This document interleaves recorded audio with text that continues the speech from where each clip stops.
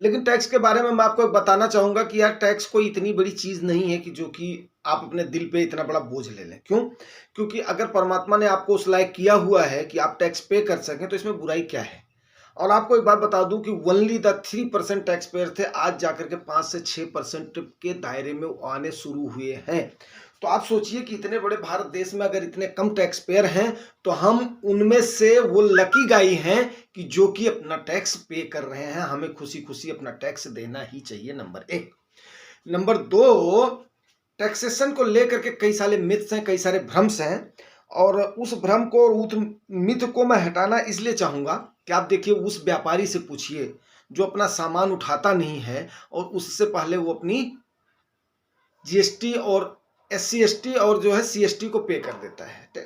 देखिए 2 हो जाते हैं कि एक आपका जो है सीएसटी लग जाता है, सेंट्रल का जो होता है, जो टैक्स होता है, एक लग जाता है एससी-एसटी लग जाता है, मतलब जो है जो आपका स्टेट का टैक्स होता है और दोनों का 50-50 आज के टाइम पर डिवाइड हो जाता है।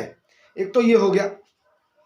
दूसरा क्या है, ये मतलब जो गुड्स टैक्स की मैं बात कर रहा हूँ, जिसकी जो होती है अपना जीएसटी होती है, ठीक है ना, व्यापारी का हो गया।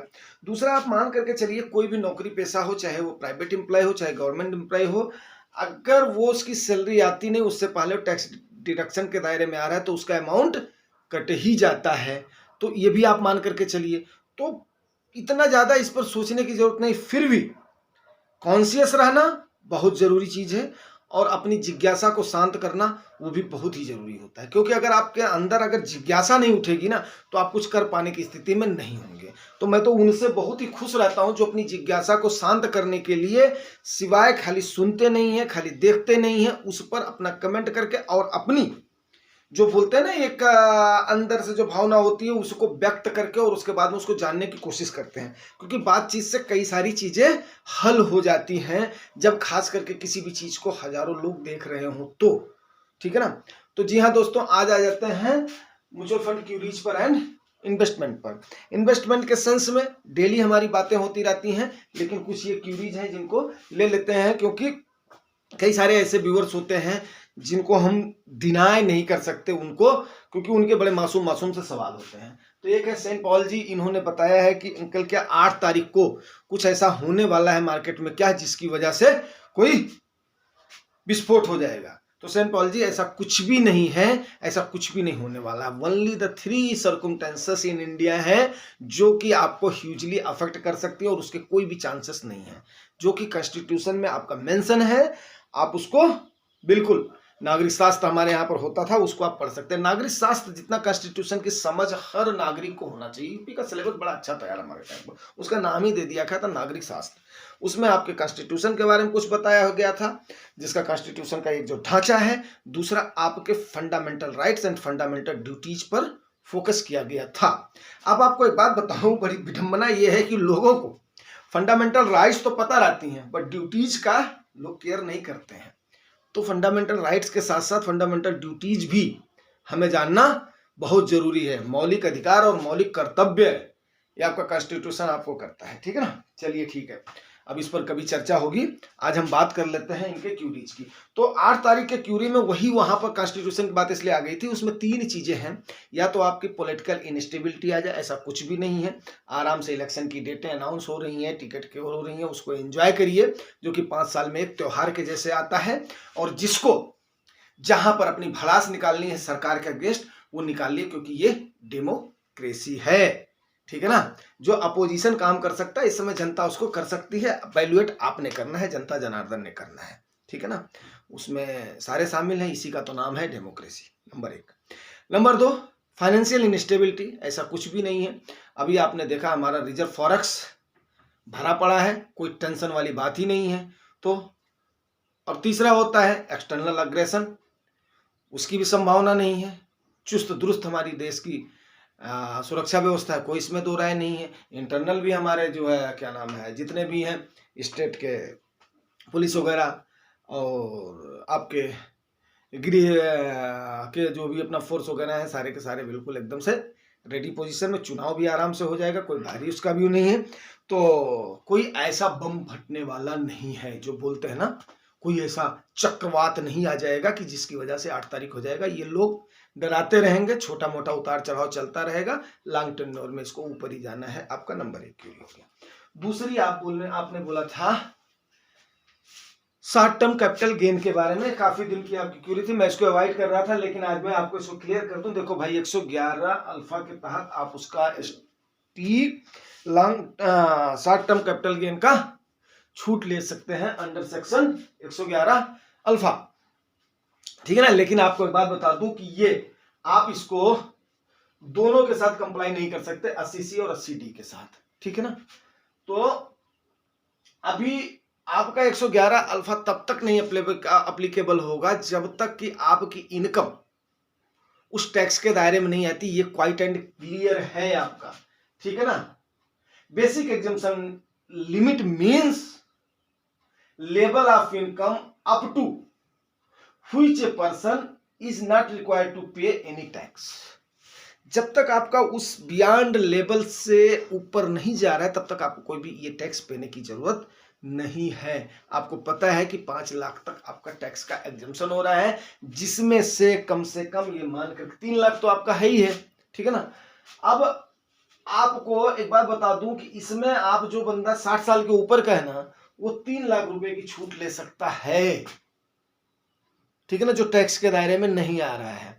अगर जो आदमी 60 साल से नीचे का है वो 2.5 लाख तक का उसका एग्जम्पशन है ही है, क्योंकि 2.5 आपकी इनकम हो जाएगी, 2.5 ये हो जाएगी 5 लाख से, तो 5 लाख तो गवर्नमेंट कोई टैक्स नहीं लगा रही। तो मेरे ख्याल से जहां तक आपने पहले एक बार बताया था कि आपकी इनकम इतनी नहीं है तो आपको चिंता करने की जरूरत ही नहीं है, ठीक है ना। दूसरा एसटीटी जी है, इनका कहना है कि मतलब एचयूएफ से अगर हम इन्वेस्ट कर रहे हैं, एचयूएफ से मतलब इन्वेस्ट का मतलब क्या होता है, एक क्लाज है हिंदू अनडिवाइडेड फैमिली का, ठीक है ना, उसमें आप यही सेम 2.5 लाख तक का पर पैन का छूट ले सकते हैं।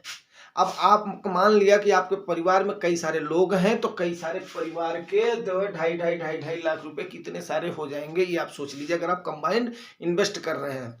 तो जहां तक है कि आप इसके बाद में आप इन्वेस्ट करिए अपने पैन कार्ड पर, आप इन्वेस्ट करिए अपनी नॉमिनी पर। अब इतना ज्यादा अगर आप उसमें पढ़ रहे हैं, आपको उसको शो करना पड़ेगा, यस आप जो है एचयूएफ से बिलोंग करते हैं, आपके ये मेंबर्स हैं, तो आप कंबाइंड रूप से कर सकते हैं, कोई इसमें दो राय नहीं है।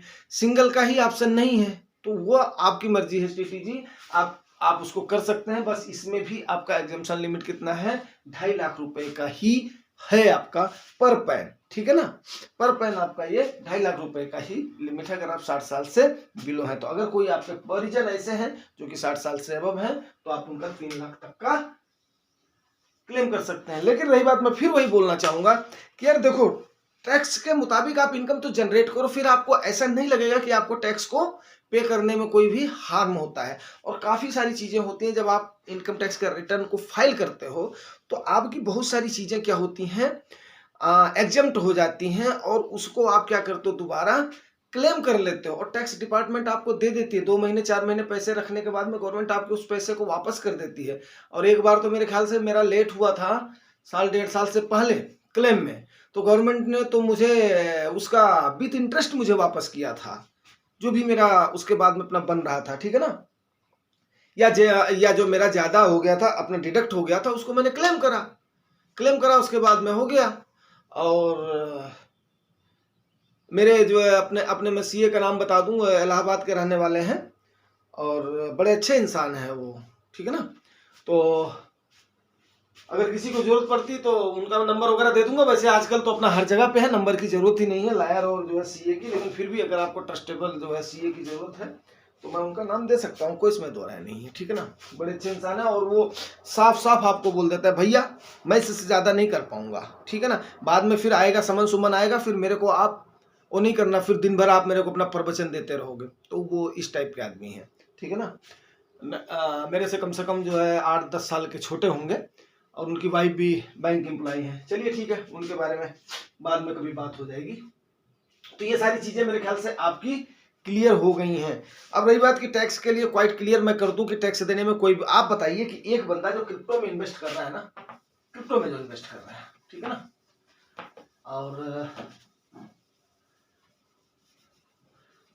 आई थिंक 2.5-3 लाख रुपए मेरा भी उसमें है जो है अपना डला हुआ है। अगर वो या तो वो जाएगा या तो आएगा। किसी एक मित्र ने उसे करवा दिया था, अपने डलवा दिया था, तो इतना मेरा भी उसमें जो है उसमें डला हुआ, जो कि अभी कम से कम 6-7 लाख के आसपास जो है अभी दिख रहा है, डबल से ज़्यादा दिख रहा है वो। तो अब उस पर गवर्नमेंट ने कितना लगाया हुआ, 30% टैक्स लगाया हुआ है, ठीक है ना। 30% का फ्लैट टैक्स है। आप उसको किसी के साथ वो भी नहीं कर सकते हो, क्या नाम है अपना, एडजस्ट भी नहीं कर सकते हो आप। आपका कहीं पर भी लॉस हो रहा है तो कम से कम बाकी जगह पर तो आप एडजस्ट कर लेते हो इंडियन इक्विटी में, बट आप क्रिप्टो में ऐसा नहीं कर सकते हो। आपको 30% फ्लैट देना है, चाहे आप लॉस करो चाहे आप नुकसान करो, ठीक है ना। नुकसान पर तो नहीं होगा, लेकिन आप उसको अगर एक मान लिया आपके पास 4 हुआ है क्रिप्टो है, अब 4 में से आपने एक का नुकसान कर दिया है, तो दूसरे में आप उसको एडजस्ट नहीं कर सकते हो, जबकि इक्विटी में ऐसा नहीं है। तो सरकार का ये डायरेक्शन है कि आपको 30% टैक्स देना है। अब जो सपोज करिए कि आपको अगर आप मान लीजिए आपने, ठीक है मैं मानता हूँ तो मैं एक साथ में गेन आता है, लेकिन उसमें भी होल्ड तो करना ही पड़ता है। या देखो होल्डिंग तो हर जगह करनी पड़ती है। और रही बात की बहुत ज्यादा वोलेटाइल है, वो एक कपूर के जैसे है। क्रिप्टो को मैं क्या मानता हूँ, वो एक जो कपूर के जैसे है। वो कपूर मतलब अगर उसकी लौ जली, आपने आरती ले ली तो ठीक है, उसका बेनिफिट मिल गया, नहीं आरती लिए तो गए काम से, ठीक है ना। तो उस टाइप का है वो। अब आप मान करके चलिए कि आपने सपोज करो कि मैं अपना एग्जांपल ले लेता हूँ, 3 लाख आपने लगाया हुआ है, ठीक है ना।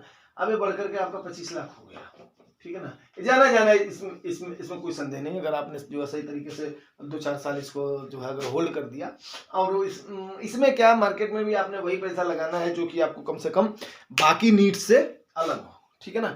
तो 25 हो गया तो आपका जो है कितना गेन हुआ, 22 लाख हुआ, ठीक है ना। 22 लाख आपका गेन हो गया। अब 22 नहीं 66, ठीक है ना। अब 6,60,000 रुपये आपको टैक्स चुपचाप पे कर देना है सरकार को। क्यों? क्योंकि आपने ये कमाया है, तो आपको वहां पर भी हक है। अगर आप इस देश को परिवार मानते हो तो आपको हक है, आपको देना पड़ेगा, नहीं तो सरकार आपसे तो ले ही लेगी, ठीक है ना। दोनों में से जो आप समझते हो वो मान करके आप चुपचाप अपना पे कर दो, ठीक है ना।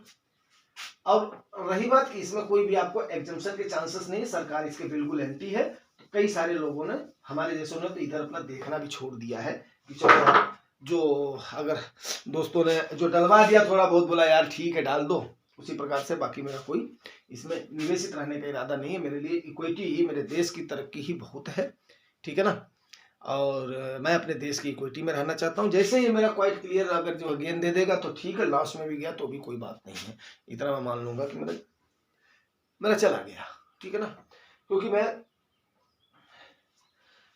अपने सरकार के आदेश की अवहेलना करने की सामर्थ्य मुझ में नहीं है, मैं क्वाइट क्लियर कर दूं। और अपने देश से भी हट जाने की मेरी सामर्थ्य नहीं है। अगर सरकार ने बोल दिया है, हालांकि क्रिप्टो इंडिया में ना तो बैन है और ना ही लीगल है ना ही इलीगल है, ठीक है ना, दोनों में से नहीं है। सरकारें चाहती है कि हाँ हमारे पास इनकम भी है, सरकारें चाहती है कि हमारे नागरिक उसमें परेशान भी ना हो, तो इसमें बड़ा भारी पेच है। चलिए ठीक है, ये मुद्दा कोई क्रिप्टो उसका नहीं, इन्वेस्टमेंट का मुद्दा था, इसलिए मैंने इन्वेस्टमेंट का एक वो असेट है, असेट के रूप में हमने बात कर लिया है, ठीक है ना।